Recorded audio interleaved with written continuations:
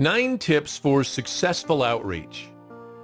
Our heritage is a treasure, and there are few things as noble as bringing a previously unaffiliated Jew back to his roots. Here are a few tips to help you along the way. Number 1, you can do it. It's natural to be nervous and refrain from approaching someone out of fear of making a mistake or saying the wrong thing. Trust in yourself. Revolutions happen by regular people who recognize their power and chip in towards a common goal. You don't need to be a trained professional in the field of outreach to make an impact on another's life. We all know 1 or 2 people who can benefit from exposure to our heritage. Put on a smile, introduce yourself, extend an invitation to a Friday night meal, and make the connection. You'll be amazed at how receptive people are to a friendly person. Number 2, be yourself. People sense when someone is not themselves, and an artificial approach will only rebuff the person you're trying to reach. Just be warm, friendly, and above all, genuine. Number 3, be sensitive. Don't look at your goal as trying to make the person observant. Rather, your goal should simply be to make the person feel comfortable and respected. Do not pressure the person to observe a particular mitzvah or ritual, and always be sensitive to his space comfort level. Number 4, always show respect for the other person's views. Even if you deeply disagree with a point they're making, do not get into a heated debate or argument. These sorts of confrontations are often futile and toxic to a relationship. Changing someone's mind is a slow process, and the first step is to show respect for their opinion, even if you consider their viewpoint antithetical to your values. Let the person know that even though you disagree, you very much value their intelligence, and you appreciate the fact that they're thoughtful and looking to find the truth. Number 5, do not sermonize or preach. No one likes being talked down to, and there are few things more demeaning than being lectured. Unfortunately, even well-meaning people are often unaware of their condescending tone when talking to unaffiliated Jews. But it's important to be especially cognizant of how you come across when you're trying to make a connection. No one is interested in long speeches. Number 6, admit your ignorance.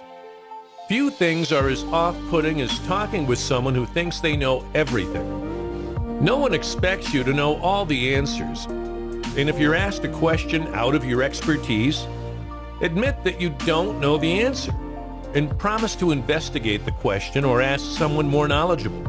People can sense when someone is improvising or speaking on a topic that they lack a mastery over. When someone displays the humility of being able to admit their ignorance, they become instantly more trustworthy and respected. Number 7, be patient. Your goal is not to make the other person instantly religious. Develop a real and genuine friendship. And remember that you never really know what sort of impact you're having on the other person. Never imply, even in the smallest way, that your continued friendship is somehow conditional on the other person picking up religious observance. Human beings are complicated, and your friendship and warmness may plant seeds that have a pivotal effect many years later. Number 8, pick your Torah thoughts carefully. A Torah thought that is intricate or focused on legalities may be insightful for a religious audience, but will not necessarily resonate with a non-religious person. Try to discuss insights that highlight Judaism's sensitivity towards man's relationship with his fellow man, or that demonstrate the great wisdom of our sages and the relevance of their words in today's modern world. Again, always remember to avoid giving long speeches or sounding preachy. Number 9, do not reinvent the wheel. If your friend has questions about evolution, archaeology, biblical criticism, and whatnot, unless you're very well versed in these topics, it is unwise to engage. Instead, help your friend connect with the available resources that professionally address these questions. There are many seminars held every year that host top scientists discussing these very issues, who will have a much greater chance of having an impact than simply debating.